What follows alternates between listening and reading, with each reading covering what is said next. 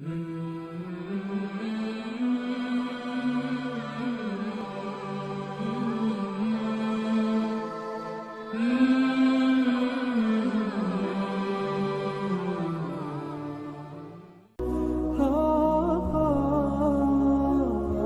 تعالیٰ نے قرآن مجید میں ارشاد فرمایا ہے کہ حل جزاء الاحسان الا الاحسان، فرمایا کیا ہے احسان کا بدلہ سوائے احسان کے، نیکی کا بدلہ صرف نیکی ہے۔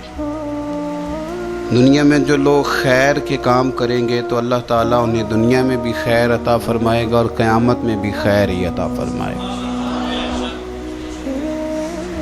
اور جو لوگ دنیا کے اندر شر کریں گے انہیں قیامت میں تو اس کی سزا ملے گی ہی، کچھ نظارے اس کے وہ دنیا میں بھی دیکھیں گے۔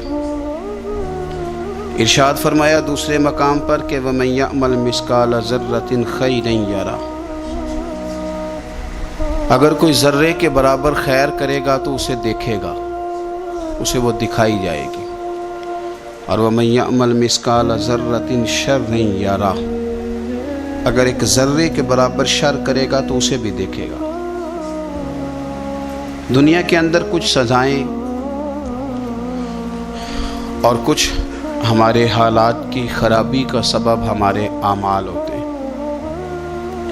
قرآن مجید نے کہا کہ وما اصابکم من مصیبت فبما کسبت ایدیکم ویعفو عن کثیر، فرمایا جو تمہیں مصیبت پہنچتی ہے تو تمہارے ہاتھوں کے کرتوتوں کے سبب، کسب کے سبب پہنچتی ہے۔ ویعفو عن کثیر، بہت ساری چیزیں تو ہم ویسے ہی معاف فرما دیا کرتے ہیں۔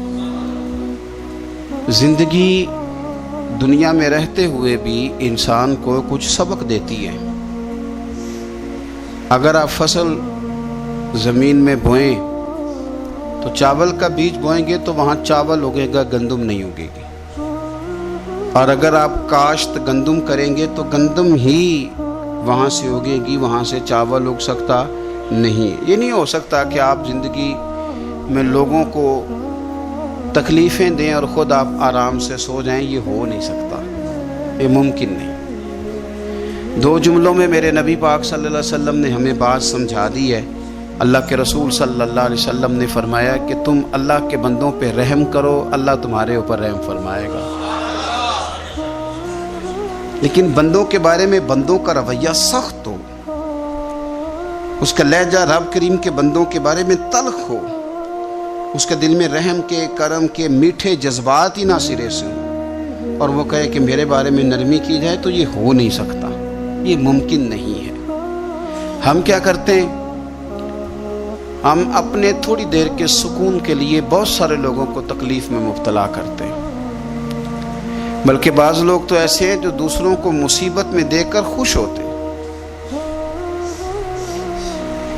ان کو قلبی راحت نصیب ہوتی ہے۔ کسی شخص کو مشکل میں دیکھتے ہیں، پریشانی میں دیکھتے ہیں تو بڑا انہیں سکون میسر آتا ہے، اور میں نے دیکھا ہے کہ بغلیں بجاتے ہیں اور وہ باقاعدہ دلائل دیکھے ہیں، دیکھا نا ہمارے ساتھ ایسے کرتا تھا تو آج اس کا کیا حال ہو گیا ہے۔ باقاعدہ لوگ یہ کام کرتے ہیں۔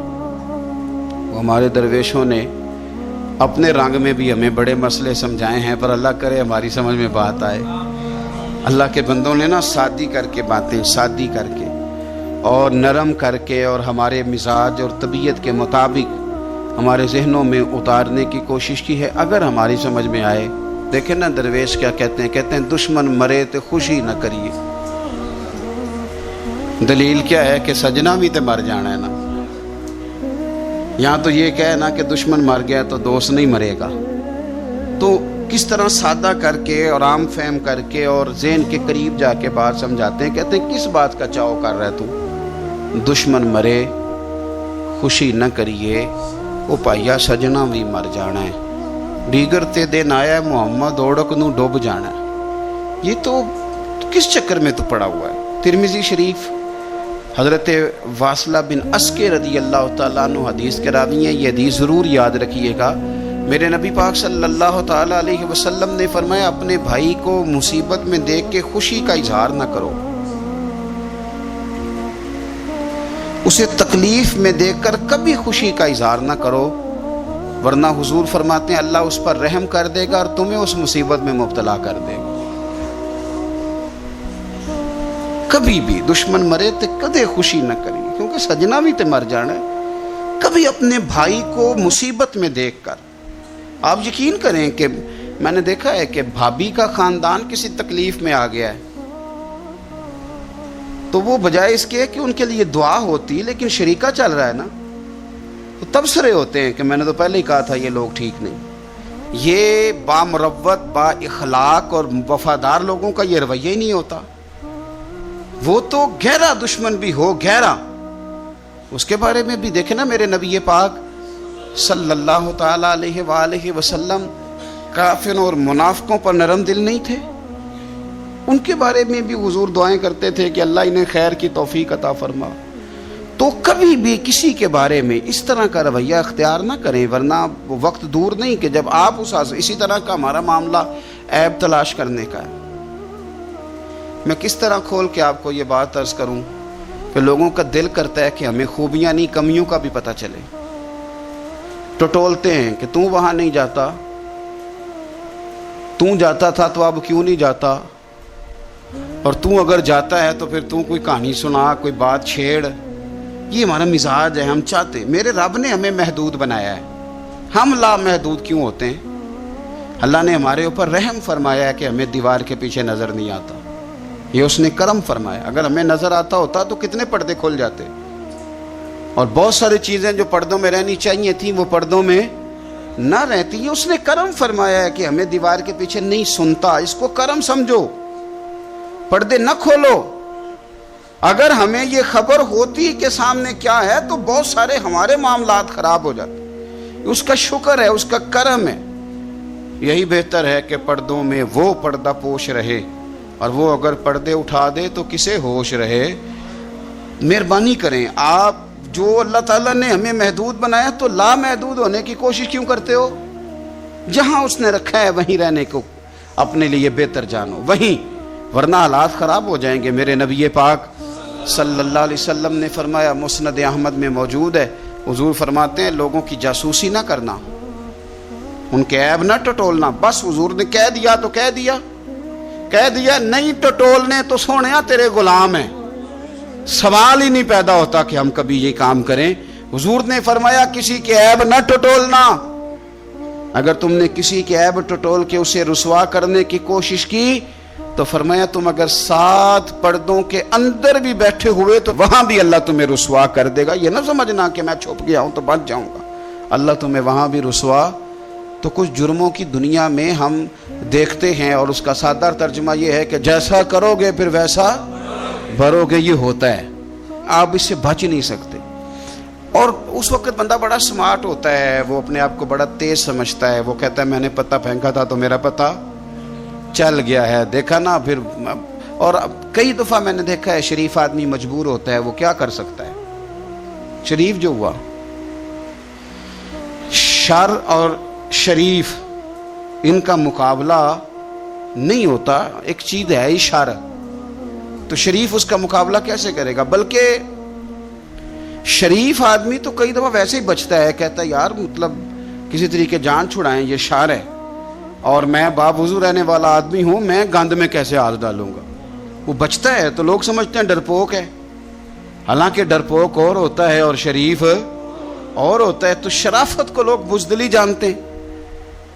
نبی پاک صلی اللہ علیہ وسلم کے صحابی حضرت سعید بن زید رضی اللہ تعالی اور 10 مبشرہ صحابی حضرت عمر کے بہنوئی ہیں، اور یہ حوالہ میں آپ کو مسلم شریف سے عرض کر رہا ہوں۔ حضرت سعید بن زید رضی اللہ تعالیٰ عنہ وہ خوبصورت آدمی ہیں جنہیں دنیا میں چلتے پھرتے میرے نبی پاک نے جنت کی بشارت عطا فرمائی۔ بندے کا قد کاٹ دیکھیں کہ جنتی بندہ، یعنی اتنا اعتماد حضور نے کیا کہ فرمایا اس کے بعد والے آخری دم تک کے اعمال پر بھی میں جانتا ہوں یہ جنتیوں والے کام کرے گا۔ اتنا بڑا آدمی، لیکن ایک عورت نے آ کے جھگڑا شروع کر دیا، اروا اس عورت کا نام تھا۔ اسے آ کے حضرت سعید بن زید سے جھگڑا شروع کیا کہ یہ جو مکان ہے نا آپ کا، اس میں اتنی جگہ میری ہے، مجھے آپ بتائیں ایک شریف آدمی سے عورت جھگڑا کرے تو بندہ جواب میں کچھ کر سکتا ہے؟ اب میری بات کو سمجھیں، اب شریفوں کی مجبوریاں تو سمجھیں کتنی زیادہ ہیں. بھئی ایک عورت آ گئی، اس نے دعویٰ کر دیا، اب بلا وجہ انسان کٹہرے میں کھڑا ہو جاتا ہے. یہاں کو بندہ آگے کہہ دیتا، کہتا جی میں نے 20 لاکھ روپیہ لینا ہے، تو شریف آدمی ادھر کیا کرے گا؟ وہ تو مفت میں، اور دائیں بائیں بیٹھے لوگ ویسے ہی پریشان ہو جائیں گے کہ پتہ نہیں کوئی بات ہوتی ہے تو کوئی آتا ہے نا.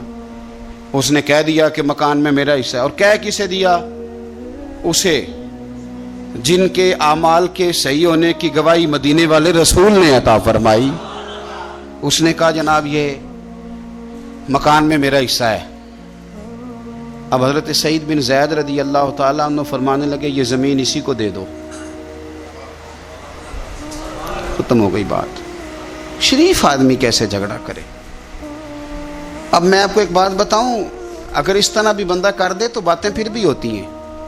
لوگ کہتے ہیں بلا وجہ تو نہیں نہ دے دی، ایسے تو نہیں نہ کوئی دے دیتا 4 مرلے، او بھائی ایسے تو نہیں نہ. فوراً فرمایا حضرت سعید بن زید، فرمایا دے دو اسے. تو آپ کے اہل خانہ کہنے لگے حضور جب آپ اسے کیوں دے رہے ہیں؟ فرمایا تم دے دو. میرے نبی پاک صلی اللہ علیہ وسلم نے فرمایا جس نے ایک بالشت زمین پر ناجائز قبضہ کیا، اللہ قیامت کے دن 7 زمینوں کا توق بنا کے اس کے گلے میں ڈال دے. فرمایا اٹھانے دو اسے، توق اسے اٹھانے دو. اور ایک حدیث میں فرمایا 7 زمینوں میں دھنسا دے گا اللہ اسے اٹھانے دو، دے دو. لیکن تکلیف تو ہوتی ہے نا. اب یہ نہیں ہے کہ کہاں سے اتنا حوصلہ بندہ کرے، دل تو ٹوٹ جاتا ہے نا کہ یار میرے اوپر اس طرح الزام لگانا، اور اس طرح کسی شخص کے بارے میں وہ بندہ جس نے زندگی تقوی میں گزار دی اس پر اتنا گھنونا الزام لگا دینا.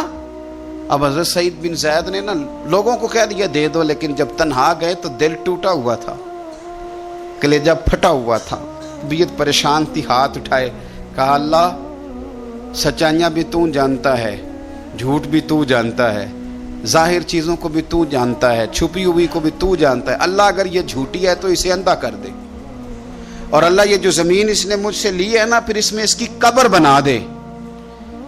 بعض شارحین نے لکھا ہے کہ حضرت سعید بن زید تو پہلے وصال کر گئے، لیکن وہ عورت زمین تو لے لی، گھر میں رہتی تھی پر اندھی ہو کے رہتی تھی، ڈھونڈتی پھرتی تھی، دائیں بائیں جاتی تھی. تو لوگ اسے کہتے تھے کیا بنا؟ کہنے لگی کچھ نہ پوچھو، مجھے سعید بن زید کی دعا لگ گئی ہے، مجھے لگ گئی دعا. تڑپتی تھی، روتی تھی. کنواں کھدوایا ہوا تھا، امیر لوگوں نے گھر میں کنواں کھدوایا ہوا تھا، تو یوں لگتا ہے کہ پانی بھی کوئی نہیں پلاتا تھا، کوئی نواسا نواسی پوتا پوتی بھی قریب نہیں آتا تھا. پانی پینے کے لیے کنویں میں گئی تو اندر ڈوب کے مر گئی. اس کا گھر ہی اس کی قبر بن گیا. دیکھیں نا، لوگ اس وقت سمجھ رہے ہوتے ہیں کہ جناب دیکھا نا میرا پتہ چل گیا. ہنس رہے ہوتے ہیں کہ دیکھا میں نے کتنا رسوا کر دیا، دیکھا پھر فلانا کتنی منتیں کر رہا تھا، دیکھا. اور تمہیں پتہ نہیں، تم کیا سمجھتے ہو کہ جس کو تم نے رسوا کرنا چاہا اس کا کسی جو ہے وہ وزیر مشیر اور بڑے آدمی سے تعلق نہیں تھا تو وہ تمہارے ہتھے چڑھ گیا. یاد رکھنا اگر اس کا وزیروں مشیروں سے تعلق نہیں نا غریب کا، تو اللہ ولی الذین آمنوا، اللہ تو وارث ہے کہ نہیں مومنوں کا؟ اللہ تو وارث ہے کہ نہیں مومنوں کا؟ نبی پاک تو والی ہیں کہ نہیں اپنی امت کے؟ تو تم کس طرح سمجھتے ہو کہ بندہ او وارث شاہ مان کرینا وارثہ دا، رب بے وارثہ کر کے مار دائی. تو ہم جب چل رہے ہوتے ہیں نا تو پھر تو ہماری قد کاٹ کا کون مقابلہ کرے، اور جب ہم چڑھ جائیں ہوا کے گھوڑے تو پھر کون ہمارا رخ پھیرے. لیکن یاد رکھنا ایک عدل کرنے والی ذات ہے، جب لگامیں کھینچتی ہے تو پھر لوگوں کو کوئی چارہ. اپنی زندگی کے اندر کبھی بھی کوئی کام ایسا نہ کریں، کبھی بھی. آگے بڑھتا ہوں. بصرے کا گورنر حجاج بن یوسف بڑا ظالم آدمی تھا. تو حضرت سعید بن جبیر رضی اللہ تعالیٰ عنہ ایک تابعی بزرگ تھے، تو آپ نہ اس کے غلط کاموں پہ اسے ٹوکا کرتے تھے. ہمارا یہ مسئلہ ہوتا ہے کہ جب ہمیں کوئی ٹوکتا ہے تو ہمیں ضد چڑھتی ہے. یہ نہیں دیکھتے کہ میں پہلے دیکھ لوں میری کہیں کوتاہی پہ تو نہیں ٹوک رہا. وہ ظالم تھا، آپ اسے ٹوکتے تھے. تو جب روک ٹوک ہونے لگی تو یہ جو بادشاہ قسم کے لوگ ہوتے ہیں ان کی خواہش ہوتی ہے کہ ہمیں پوچھنے والا کوئی نہ ہو. روک ٹوک بڑی تو اس نے بلا لیا حضرت سعید بن جبیر رضی اللہ تعالیٰ عنہ کو، بلا کے کہنے لگا میں آپ کو قتل کروں گا. تو تو آپ فرمانے لگے جس طرح تو مجھے قتل کرے گا نا، میرا رب بھی تجھے اسی طرح ہی قتل کرے گا۔ اللہ والے تھوڑا کسی سے ڈرتے ہیں، وہ اسی طرح تجھے قتل کرے گا۔ کہنے لگا حضرت سعید بن جبیر رضی اللہ تعالیٰ عنہ سے کہ اگر آپ مجھ سے معافی مانگ لیں گے تو میں آپ کو چھوڑ دوں گا۔ آپ فرمانے لگے معافی تو میں روز مانگتا ہوں، پر صرف اپنے رب سے، تجھ سے کاہے کی معافی مانگوں، کس بات کی تجھ سے معافی مانگوں؟ کہنے لگا پھر آپ باز جلا سے کہنے لگا اسے قتل کرو۔ آپ نے ہنسنا شروع کر دیا، تو وہ کہنے لگا ہنستے کیوں ہو؟ فرمانے لگے تیری جرت پہ ہنس رہا ہوں کہ خدا کا کمزور بندہ ہو کے تو کس طرح کی جرت کے ساتھ باتیں کر رہا ہے کہ میں تجھے قتل کرا دوں گا۔ اس نے کہا پکڑو، اور غصے میں آ گیا، پکڑو اور انہیں قتل کرو۔ جب قتل کرنے لگے تو آپ نے منہ کعبے کی طرف کر لیا اور پڑھا انی وجہت وجہی للذی فطر السماوات والارض حنیفا وما انا من المشرکین۔ کعبے کی طرف منہ کر کے یہ دعا پڑھی تو کہنے لگا اچھا اس کا رخ پھیر دو کعبے سے۔ تو آپ کا جب رخ پھیرا تو آپ فرمانے لگے تو بڑا ہی بیوقوف ہے، فَإِنَّمَا تُوَلُّوا فَثَمَّ وَجْهُ اللَّهِ، تمہیں پتہ نہیں منہ جدھر بھی کرے اللہ ادھر ہی ہوتا ہے۔ تو بڑا بیوقوف ہے، تو کعبے سے رخ پھیر کے سمجھتا ہے کہ اللہ کوئی معاذ اللہ مقید ہے، ادھر رب تو ہر طرف ہے، جلوہ تیری ذات کا کو بکو ہے، میں جدھر دیکھتا ہوں ادھر تو ہی تو ہے، جدھر دیکھتا ہوں ادھر، جے میں تینوں اندر جانا تو پھر مقید جانا، تو جے میں تینوں باہر جانا تے اندر کون سمانا، اندر بھی تو ہے تے باہر بھی تو ہے تے بلا کون نمانا۔ فرمایا کہ بھئی ہر طرف ہی اللہ ہے۔ اب اس نے پتہ کیا کیا، آپ کو جب قتل کروا رہا تھا نا تو حضرت سعید بن جبیر نے ہاتھ اٹھایا کہ اللہ میرے بعد اسے کسی اور کو قتل کرنے کا موقع نہ دینا، میں اتنی بات کسی اور پر اسے مسلط نہ کرنا۔ حضرت سعید بن جبیر قتل ہوئے، شہید ہوئے تو اتنا خون بہا، اتنا خون بہا کہ خون بند ہی نہیں ہوتا، اتنا خون۔ وہ کہنے لگا وزیروں سے، مشیروں سے، طبیبوں سے کہ اتنا خون؟ تو وہ کہنے لگے بادشاہ یہ خون بتاتا ہے کہ یہ بندہ تجھ سے ڈر کے نہیں مرا، ورنہ تو تلوار بندے کے قریب آتی ہے تو خون خشک ہوتا جاتا ہے، ورنہ تو حکم ہوتا ہے سزائے موت کا تو لوگوں کے کپڑے ڈھیلے ہو جاتے ہیں، جسم کمزور ہو جاتا ہے۔ یہ بندہ نہ ڈر تھا، اس لیے اتنا اس کا خون نکلا ہے کہ اسے کوئی ڈر نہیں تھا۔ حضرت سعید بن جبیر کو قتل کرنے کے بعد نا حجاج بن یوسف 15 دن زندہ رہا ہے، صرف 15 دن۔ کینسر ہو گیا پیٹ میں، اتنی تکلیف ہوئی کہ جس بیماری کو آج آپ کینسر کہتے ہیں کہ کسی کی سمجھ میں نہیں آتا تھا۔ طبیب گوشت کی بوٹی ڈالتا تھا دھاگے کے ساتھ پیٹ میں تو باہر آتی تھی تو وہ گل سڑ کے باہر نکلتی تھی، اس کے اپنے بھی اس کے کمرے میں نہیں جاتے تھے۔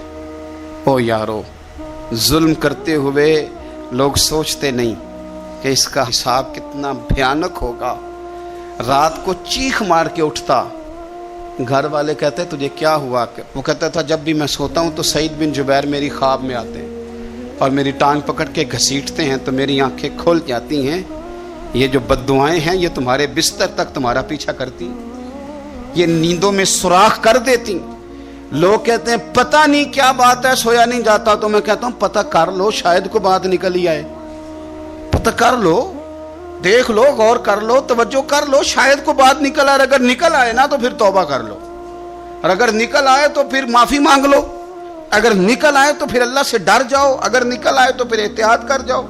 لیکن باتیں نکلنے پر بھی ہم ماننے کو تیار، تو یہ مت سمجھیں کہ جب انسان کسی کا ظلم کرے گا تو وہ چین کی نیند سوئے گا۔ جی ہو سکتا، جیسا کرو گے پھر ویسا، جیسا کرو گے پھر ویسا۔ مجھے بڑی ایک شخص کی، اور میں اس بندے کو داد دیتا ہوں، اس نے بڑی اعلیٰ ایک دفعہ بات کی، مجھے کسی نے بتایا کہ یہ فلانا آدمی اپنے باپ کا بڑا سخت نافرمان ہے، تو میں چلا گیا اور مجھے پتہ چلا کہ وہ بیچارے جو ہیں اس کے والد وہ تکلیف میں ہیں، تو میں نے جا کے ان سے کہا کہ آپ مہربانی کریں اس بچے سے کہ اپنے ابے کو راضی کر۔ تو مجھے کہنے لگا پیر صاحب آپ کے آنے کا شکریہ، پر یہ جو کر رہا ہے ٹھیک کر رہا ہے۔ میں نے کہا کیوں؟ کہنے لگے میں نے اس سے بڑھ کر اپنے ابا کو ستایا ہے، یہ ٹھیک کر رہا ہے۔ اور وہ روتا تھا، شخص وہ روتا تھا، کہتا تھا میں نے اس سے زیادہ زیادتیاں کی ہیں، تو یہ جو میرے ساتھ کر رہا ہے نا یہ صحیح کر رہا ہے۔ یہ میری بہو کے سامنے جب مجھے برا بھلا کہتا ہے تو یہ میری سزا، یہ میرا بنتا تھا، میرے ساتھ ہونا چاہیے تھا۔ یہ اپنے بچوں کے سامنے جب میرے ساتھ سخت رویہ اختیار کرتا ہے تو یہ جو ٹھیک کر رہا ہے، جو بھی کر رہا ہے۔ لیکن میں نے اس کے بیٹے کو کہا، میں نے کہا پتر، جہاں تیرا والد آج کھڑا ہے تو بھی کل یہیں کھڑا ہونا چاہتا ہے، تیرا بھی ارادہ ہے کہ اسی جگہ کل تجھے کھڑا کیا جائے، اسی کٹہرے میں؟ کہنے لگا نہیں۔ تو میں نے کہا پھر تو اللہ پہ چھوڑ، تو کس چکر میں پڑ گئے؟ آپ یقین کریں، آپ سکون دیں، دل پہ ہاتھ رکھ کے اپنے آپ سے پوچھ لو کہ ماں باپ جن کے چلے گئے وہ راضی گئے؟ نہ کسی کو بتانا، نہ کسی سے ذکر کرنا، وہ اپنے آپ سے پوچھ لو۔ اگر وہ راضی نہیں گئے تو پھر قبروں پہ جاؤ، پھر ان کے لیے دعائے مغفرت کرو، پھر قبر پہ ہی بیٹھ جاؤ۔ میرا رب تو وہاں بھی تمہاری صلح کرانے کو تیار ہے، وہاں بھی کرم کر دے گا اللہ۔ اور جن کے موجود ہیں وہ تھوڑی غور کر لیں، وہ ایک دفعہ پلٹ آئیں، واپس آ جائیں۔ آپ جب کسی سے پیار کر رہے ہوتے ہیں بوڑھے سے، تو آپ اپنا بڑھاپا محفوظ کر رہے ہوتے ہیں۔ جب آپ قدر کر رہے ہوتے ہیں تو آپ اپنی قدر کے لیے آنے والا اپنا مستقبل محفوظ کر رہے ہوتے ہیں۔ اپنی زندگی کے لب و لہجوں پہ، اٹھنے بیٹھنے پہ غور کرو۔ میں بڑی ذمہ داری سے کہتا ہوں، ادھر دیکھنا میری طرف،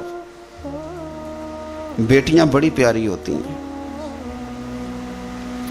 اور ان کے سسرال سے جب ٹیلی فون آتا ہے نا، اور یہ رو پڑتی ہیں کہ ابا جان، بھائی جان، میں تکلیف میں ہوں، تو آپ یقین کرنا کہ پھر نا، شاید زندگی میں بندہ اتنا مجبور کبھی نہیں ہوتا جتنا بیٹی کے فون پہ ہو جاتا۔ کر بھی کچھ نہیں سکتا اور رہ بھی نہیں سکتا، تو پھر تھوڑی نیکی نہ کر لیں؟ جس بیٹی کو ہم گھر لائے ہیں اس سے پیار شروع کر دیں، ہم اس کی غلطیوں کو معاف کرنا شروع کر دیں، تاکہ کوئی ہماری بیٹی کی غلطیوں کو بھی معاف کرنا شروع کر دے۔ یہ سودا ہم کیوں نہیں کرتے؟ میرے نبی پاک علیہ السلام نے فرمایا تو رحم کر، اللہ تیرے اوپر رحم کرے گا۔ تو ہم کیوں نہ یہ کام شروع کریں کہ جو ہمارے ہاں ہے اس کے ساتھ اپنا رویہ ٹھیک کر لیں، تو پھر دیکھیں معاملات کتنے تیزی کے ساتھ بہتر ہوں گے۔ تو میرے عزیز، یہ مکافات عمل ہے، بڑی جلدی حساب دینا پڑتا ہے، بڑی جلدی، اور ایسے ہی لمبا وقت نہیں بیتتا، بس تھوڑا سا۔ بخاری شریف میں حضرت خباب بن ارت رضی اللہ تعالیٰ عنہ ایک صحابی ہیں، غریب آدمی تھے، اللہ نے کرم فرمایا، مدینے والے رسول کا کلمہ پڑھ گئے، اور یہ وہ خوش قسمت آدمی ہے جنہیں کبھی کبھی میرے نبی پاک خود ملنے تشریف لے جایا کرتے۔ میں نے سنا ہے وہ بن سنور کے میری عیادت کو آ رہے، تو کبھی کبھی نہ کبھی کبھی حضور بھی، سرکار بھی چر ہویا نا مینوں ترلے لیندے آ، تے کدی موڑ میرے ول واگا، تے خواب میری چ ایک وار جیاویں میں ساری عمر نہ جاگاں۔ تو سرکار کبھی کبھی جاتے، اور یہ وہ صحابی ہیں۔ دو بندے ایسے تھے صحابہ میں جن کو حضرت عمر اٹھ کے ملتے تھے، اور جب یہ دو لوگ آتے تھے تو عمر اپنی جگہ پہ بٹھاتے تھے، ایک حضرت خباب اور دوسرے سیدنا بلال۔ فرماتے تھے انہوں نے تکلیفیں سہی ہیں دین کے لیے۔ حضرت خباب لوہے کا کام کرتے تھے، ان کی مالکن عمار بڑی سخت عورت تھی، لوہے کا کام کرتے تھے۔ حضور صلی اللہ علیہ وسلم کا کلمہ پڑھ گئے۔ ایک دن مالکن کو پتہ چل گیا کہ یہ تو دین اسلام میں چلا گیا، تو وہ آئی بڑے غصے میں باولی ہو کر، اور آپ نے رکھا ہوا تھا وہ لوہے کی سلاخ آگ میں رکھی ہوئی تھی، تو اس نے جلدی سے وہ سلاخ اٹھائی اور جناب خباب کے سر پہ رکھ دی۔ جلتی ہوئی سلاخ وہ آگ کا انگارہ بن جاتی، جل گیا سر مبارک۔ بڑی تکلیف میں آئے میرے رسول پاک صلی اللہ علیہ وسلم کے حضور، عرض کی حضور میں تکلیف میں ہوں، میرے لیے دعا فرمائیں۔ حضور نے کیا جملے کہے، قربان جائیں مدینے والے کی دعاؤں پر، حضور کی دعاؤں پر بھی قربان۔ اور میرے اعلیٰ حضرت فرماتے ہیں جب نبی پاک دعا کرتے تھے تو دعا اوپر نہیں جاتی تھی، قبولیت نیچے آ جاتی تھی۔ خدا کی رضا چاہتے ہیں دو عالم، خدا چاہتا ہے رضائے محمد صلی اللہ علیہ وسلم۔ اجابت کا جوڑا، عنایت کا صحرا، دلہن بن کے نکلی دعائے محمد، اور اجابت نے جھک کر گلے سے لگایا بڑی ناز سے جب دعائے محمد صلی اللہ علیہ۔ تو رسول پاک صلی اللہ علیہ وسلم نے دعا کی، اور دعا کیا کی حضور نے؟ نبی پاک نے دعا دی، اے اللہ میرے خباب کی مدد فرما، اے اللہ میرے خباب کی۔ دعاؤں کا رنگ ہوتا ہے اگرچہ ہمیں نظر نہ بھی آئے، تو حضور نے دعا کر دی۔ اب حضرت خباب کہتے ہیں کہ اس دعا کا رنگ میں سوچتا تھا، لیکن نا مکے کے حالات ہیں، اور زیادہ کثرت سے تعداد کافروں کی ہے اور طاقت میں بھی کافر ہیں، اسلام پہ بظاہر غربت ہے، اب اس دعا کا رنگ کیسے نظر آئے؟ لیکن اگر کرم کرنے والا اللہ ہو تو پھر ضروری نہیں کہ ظاہری اسباب لوگوں کی نظر میں آئیں، پھر وہ رنگ بنا لیتا ہے، پھر وہ ساری رحمتیں خود بخود فرما دیتا ہے۔ حضرت خباب کہتے ہیں وہی میری مالکن عمار بیمار ہو گئی، اتنی بیمار ہوئی اس کے سر میں کوئی درد اٹھا، اتنی تکلیف کہ ہر طبیب ہر حکیم ہر جگہ گئی، جب کوئی نتیجہ نہ نکلا تو ایک طبیب نے اسے بتایا کہ سولاخ گرم کر کے نا تو سر پہ لگوایا کر، تجھے آرام آئے گا۔ تو آپ فرماتے ہیں پھر ایک دن وہ گھر آئی اور گھر آ کے مجھے کہنے لگی لوہے کی سولاخ اچھی طرح آگ میں تپا کے نا تو میرے سر پہ رکھ۔ کہتے ہیں لوہا تپ رہا تھا، میں پکڑ رہا تھا، اس پہ سر پہ رکھ رہا تھا اور مدینے والے رسول پہ درود و سلام پڑھ رہا تھا۔ میں گویا میری توجہ حضور کی اس دعا کی طرف چلی گئی جو سرکار نے فرمائی کہ یہ انداز ہے قبولیت کا، یہ انداز ہے کہ کوئی جنگ نہیں کرنی پڑی، کوئی بہت زیادہ انقلاب، بس حضور نے دعا کر دی اللہ اس کی مدد فرما۔ تو کچھ فیصلے اللہ پہ بھی چھوڑ دینے چاہیے، بڑی جلدی رب کریم وہ فیصلے فرما دیتا ہے اور بڑی جلدی انصاف ہوتا۔ ہم لوگ نا احتیاط نہیں کرتے، نہ بولنے میں، نہ چلنے میں، نہ بات کرنے میں، نہ ہم دیکھتے ہیں کہ بندہ کس کیٹیگری کا ہے، نہ ہم نے سفید داڑیاں دیکھنی ہیں، نہ ہم نے علم دیکھنا ہے، نہ ہم نے کوئی دین کی نسبت دیکھنی ہے، نہ ہم نے تقویٰ دیکھنا ہے، کیونکہ اس وقت میرے ذہن کو بات چڑھ گئی ہے تو وہ ہم نے کر کے چھوڑ دی۔ ہم نے سٹیٹس بھی نہیں دیکھنا کہ بندہ سامنے جو ہے اس کا معیار کس لحاظ کا ہے، اور وہ کہتے ہیں جی میں بڑا جذباتی ہوں تو میں اماں کے سامنے بول پڑتا ہوں، میرے سے بات ہو جاتی ہے، تو میں کہتا ہوں تو بالکل جذباتی نہیں، اگر اماں کے سامنے بول پڑتا ہے تو ایس ایچ او کے سامنے بھی بول کے دکھا، پھر تیرے پتہ چلے گا۔ اگر تو جذباتی ہے اور ابا کے سامنے تجھے غلطی لگ جاتی ہے تو جج صاحب کے سامنے بھی غلطی لگے نا، پھر تو تیرے جذبات کی سمجھ آئے۔ لیکن یہ غصہ بڑا سیاںا ہے، تو میں بات ٹھیک کر رہا ہوں اور میری بات میں اچھی طرح توجہ کریں، غصہ ہمارا بڑا سمجھدار ہے، تگڑے بندے پہ آتا یہ مڑے بندے پہ آتا ہے، غریب آدمی سمجھدار غصہ ہے، اوہو اتنا یہ غصہ عقل مند ہے، اتنا سمجھدار ہے کہ یہ جناب حد ہو جاتی ہے بات کرتے ہوئے۔ اور میرے ابا جی بڑی سادی مثالیں کبھی کبھی مجھے سمجھاتے تھے تو میں بڑی بات کو سمجھتا تھا۔